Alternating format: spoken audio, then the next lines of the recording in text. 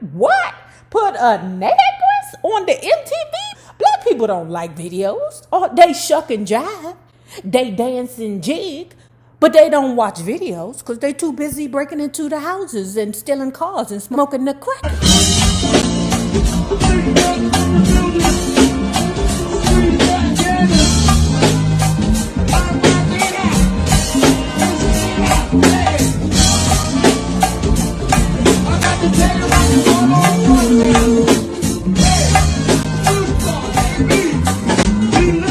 Jackson 5 are back, Jackie kept repeating, and the others agreed enthusiastically. This is going to be great. Michael didn't want any part of that idea. He turned and began walking away from them. Hey man, we're family, one of his brothers reminded him. Michael, an inscrutable expression on his face, just shook his head and kept walking. See, that's that Virgo bullshit. You hear me? Sometimes, okay, let me leave it there for you must start crying. The atmosphere at the Jacksons' house on Havenhurst was holiday-like, with people telephoning from across the country to rave about Michael. The house swarmed with people, relatives, CBS and Motown executives, neighbors, and even fans, as members of the family repeatedly ran the videotape of Michael's exciting performance. You gotta see this one more time. Joseph, the proud father, told everyone who came by, I've never seen anything like it. Just look at this kid. Thinking in his mind, ooh, this Michael. Joe just thinking in his mind, so many bitches in the world to screw. Yes. It was Catherine that baked the cake. But it was my milk and flour that made it happen. In March 1983, Michael hit #1 again with Billie Jean. It would stay atop the charts for 7 weeks, primarily because of the impact of the Motown 25 appearance, but also as a result of the video Michael made for the song. When his people approached us about doing the video for Billie Jean, they didn't have any idea at all, recalled Simon Fields, who produced the Billie Jean video. Fields said that the concept came from its director, Steve Barron. Basically, Michael was just following our direction, he said. But the guy is a genius, so you can count on him to do wonderful things. Billie Jean, the first video from the Thriller album, and Michael's first major music clip, is ultimately too artsy for its own good. Michael Jackson's biggest advance with the video was in showing viewers a new side of himself. Here, Michael was cool, mysterious, and evasive. Facts. The most compelling moment in Billie Jean comes, as usual, with Jackson when he dances. With each step he takes, the sidewalk underneath his feet lights up as if infused by, as Michael would say, magic. Okay, pause. Before we go forward, let me tell you something. I mean, out of all the videos from the Thriller album, the Billie Jean was the less impressive to me. I mean, I would put that on the same level as Rock With You. I mean, it was dazzling, but it wasn't impressive. Okay, so, I mean, Jerry Tarabolele, he hyping the joint. And some of y'all like, nay, be careful with Tarabolele. He's just an obsessed fan. Baby, ain't we all obsessed fans? Shit. Michael demonstrated more of his deft dancing abilities in his excellent Beat It video. Now, let me tell you what my top 3 Michael Jackson videos are, okay? And you do the same down below. My first one will always be Thriller, okay? Now, coming in, not number 2, but number 1A would be, is it Ghost? I love that video. Okay, it's really good. I guess because it still puts me in the mind frame of Thriller, baby. But coming in at number 2 is that motherfucking Beat It.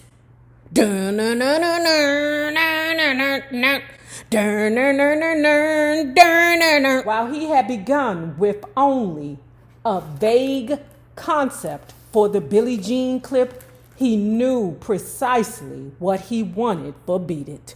Veteran commercial director Bob Giraldi and Broadway choreographer Michael Peters collaborated with Michael on what would be one of the most dynamic and expensive videos to date. The choreographed ensemble dancing in Beat It would be often imitated in years to come and is still a staple in the videos of many pop artists. Okay, first of all, they had the Wesley Snipes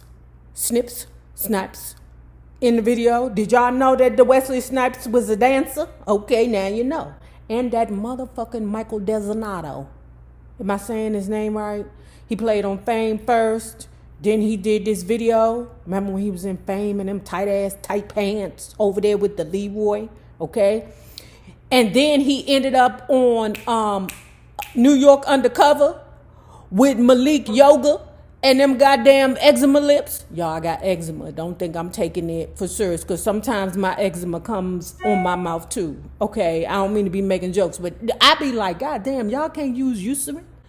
Eucerin on them goddamn lips? I get eczema on my hands and my lips. Okay, but that goddamn Malik Yoga, he got it bad. Perhaps of all the numbers Michael had presented his fans during his career, the Beat It video marked the biggest departure. As a song, the track was unadulterated rock and roll, something Michael's core fans, especially the majority of his black ones, initially rejected. Beyond that, the video depicted a Jackson never before seen Michael, an urban dweller, a kid living on the wrong side of the tracks, a human Michael. Okay, so what I saw in the video of Beat It, okay, what I saw was Michael Jackson himself, not trying to be nobody but him, not trying to fit in, because yes, he had like the, you know, the greasy hair and the leather jacket. He still had on the high water pants and the loafers. But what I saw was Michael Jackson going to the hood, basically trying to tell the gangs in the hood, listen, it's no reason to be fighting like this. You don't have to be hard to prove yourself. Just be there. Dance it out. Okay? Like what they used to do with the breakdancers. Wait a minute. It was hip-hop, but dance it out. Like in West Side Story. Just dance it out. Those viewers unable to separate Michael Jackson, the musical enigma, from Michael Jackson, the actor, missed the point when they asked angrily, what does he know about gangs? Okay. And does he really think dancing through the problems we're having down here, mugging, killing, and drug addiction, is the answer to our woes? Yeah, it's called I forgot what they call it, but they used to do it over there in New York. What is it? Like a breakdancing thing.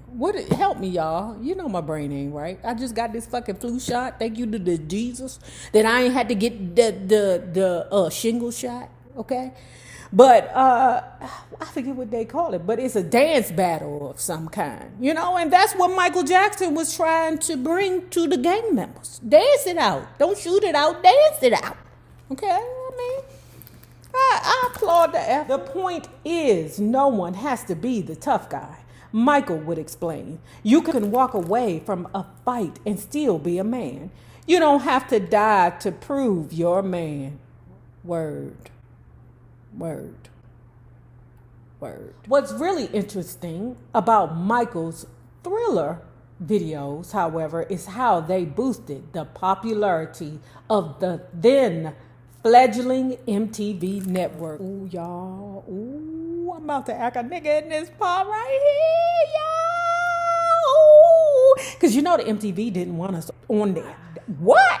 Put a negress on the MTV? Black people don't like videos. Oh, they shuck and jive. They dance and jig, but they don't watch videos because they too busy breaking into the houses and stealing cars and smoking the crackies. But MTV is so ignorant. When I read you this part, you're going to be like, ugh, who is this guy? MTV, the 24-hour-a-day cable station that plays only music videos, became a phenomenon when it began airing in 1981. Yet by 1983, it rarely played the videos of black artists.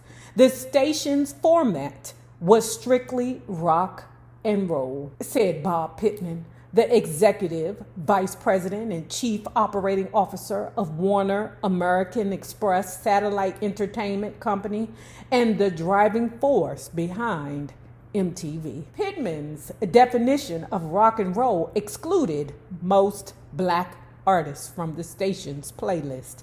In fact, of the over 750 videos shown on MTV during the channel's first 18 months, fewer than 24 featured black artists.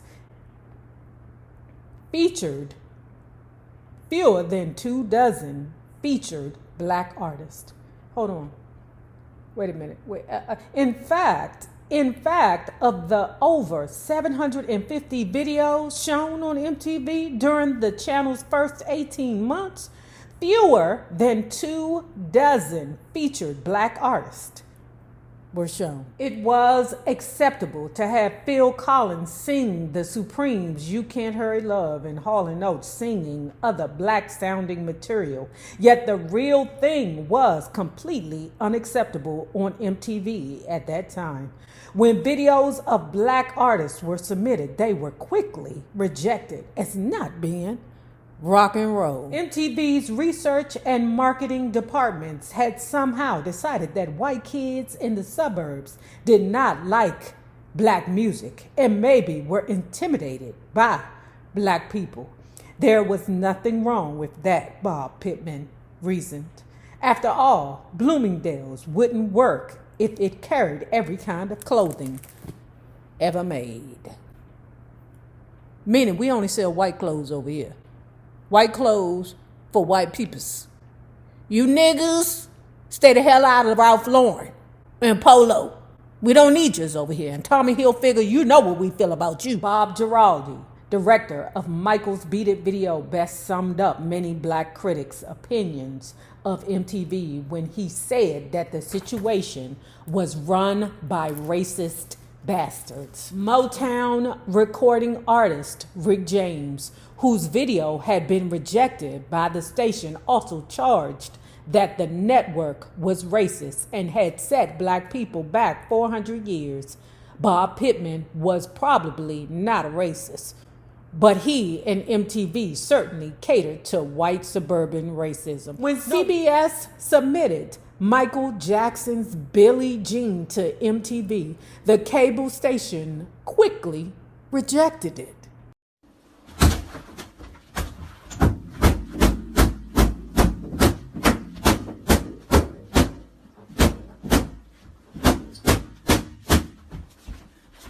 CBS then threatened to pull all of its other videos from MTV unless they ran Beat It. You say what? Let me tell you something. If it wasn't for Michael Jackson videos, black folks wouldn't watch that MTV shit And to know that MTV didn't just open the door, it was Michael Jackson. Michael the Jackson. You reject Michael Jackson? You son of a bitch is you. You reject the Michael Jackson? Michael the Jackson? That is befuddling to me, y'all. Knowing that Michael Jackson is at the tippity top of his game. He is surpassing everybody right now. Every single human being right now in the industry. And you reject him because he's black? And you can't put it on rock and roll because the song is rock and roll. MTV You Bitch You. When CBS submitted Michael Jackson's Billie Jean to MTV, the cable station quickly rejected it. CBS then threatened to pull all of its other videos from MTV unless they ran Beat It. Michael Jackson had become so popular, Bob Pittman and suburban white America simply could not ignore him. Finally, in early March 1983, the Billie Jean video was played on MTV, and in so-called heavy rotation, meaning often during the day. Beat It followed after that.